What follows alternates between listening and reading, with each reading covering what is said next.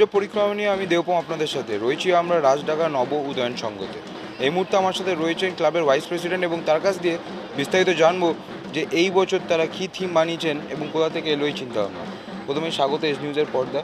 এই যে আপনারা এই বছর যে থিমটা বানিয়েছেন এই বিষয়ে আমাদের দর্শককে একটু বলুন।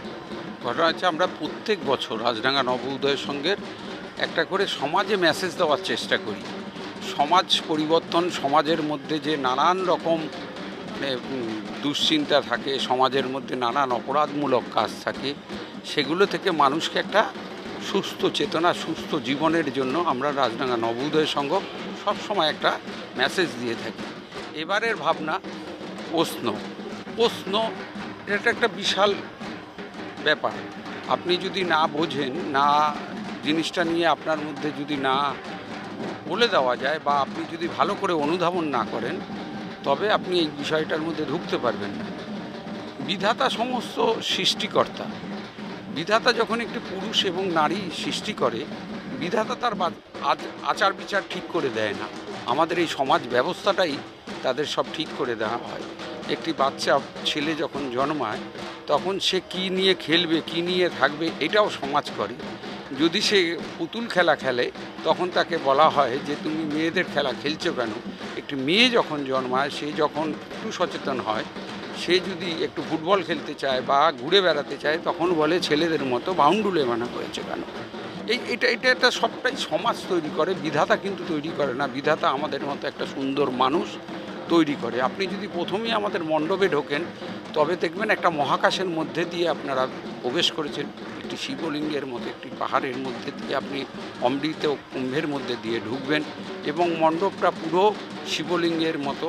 মা মাতৃমূর্তি যেখানে আছেন, আমরা মানুষের কাছে মেসেজটা দেওয়ার চেষ্টা করেছি, একটি নারী, একটি পুরুষ, কেউ একজনের পরিপূরক, কেউ তার ভিন্ন নয়।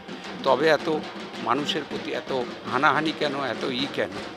তাই যে নারী এবং পুরুষ সবাই সমান অধিকার, এবং সবাই পৃথিবীতে বিধাতার সৃষ্টি করা জিনিস, এইটাই আমরা বোঝাবার চেষ্টা করেছি।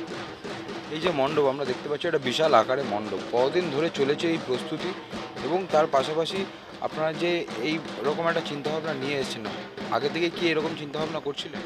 হ্যাঁ, এইটা হচ্ছে কি, আমরা থিমটা তৈরি হয়েছে, হওয়ার পরে এটা 7 মাস সময় লেগেছে এটা করতে। আমরা সরস্বতী পুজোর দিন খুঁটি পুজো করেছি, তারপর থেকেই আমরা 10-15 দিন পর থেকে এর কাজ শুরু করেছি।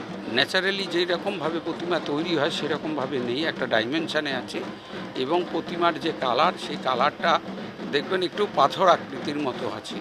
এটা আমাদের এই থিমের ভাবনার সাথেই মিল করেই এটা করা হয়েছে। হ্যাঁ, এখানে প্যান্ডেলটা তো খুবই সুন্দর, কিন্তু এখন মানে থিমের বাহুল্য এতটাই বেড়ে গেছে যে সত্যি বলতে কি খুব একটা বোঝা যাচ্ছে না যে এনারা কি বলতে চেয়েছেন। আমরা সেটাই বন্ধুদের সঙ্গে আলোচনা করতে করতে বেরোচ্ছিলাম যে এখানে দেখছি এক্সরে প্লেটগুলো ঘুরছে, সেটার মানেটা কি বলতে চেয়েছে। প্লাস ঠাকুর বলতে আমরা আগাগোড়াই একটা সাবেকি মূর্তি দেখে এসেছি। এনারা যে ঠাকুরটা তৈরি করেছেন ভীষণই সুন্দর, কিন্তু মানে স্টিল একটুখানি বোধহয় বোঝার একটু অসুবিধা রয়ে গেল যে কি ওভারঅল কি বলতে চেয়েছেন ওনারা থিমটা দিয়ে। খুব ভালো লেগেছে, বাট হয়তো রাত্রিবেলা হলে লাইটিংটা দেখতে পেলে আর একটু ভালো লাগতো, বাট এমনি ভালো লেগেছে। প্রশ্ন এইটুকু বুঝলাম, বাট খুব বেশি এর বেশি ইনডেপথ কিছু বুঝতে পারিনি সেরকমভাবে, বাট এমনি একটু অন্যরকম ভালো লাগলো। খুব সুন্দর লাগলো। এটা আমি প্রথম প্যান্ডেল দেখলাম, ফার্স্ট প্যান্ডেল এই বছরে, আর আমার ফার্স্ট বেবি হয়েছে, তো আমাদের জন্য এটা খুব ভালো এক্সপিরিয়েন্স। খুব সুন্দর লাগলো। রাজডাঙ্গা তো ভালো করেই, থিমটা আমি বুঝতে পারিনি, but very beautiful, very artistic. ছোটো ছোটো জিনিসগুলোর যে ওরা ইউটিলাইজেশন করেছে, এক্সরে প্লেটটা দিয়ে করেছে, তো ইটস ভেরি বিউটিফুল, খুব সুন্দর।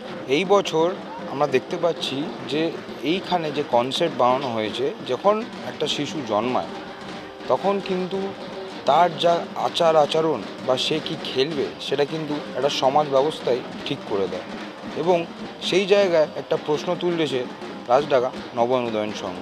ক্যামেরায় অমিতাভের সাথে দেবপম, দেখতে থাকুন এস নিউজ।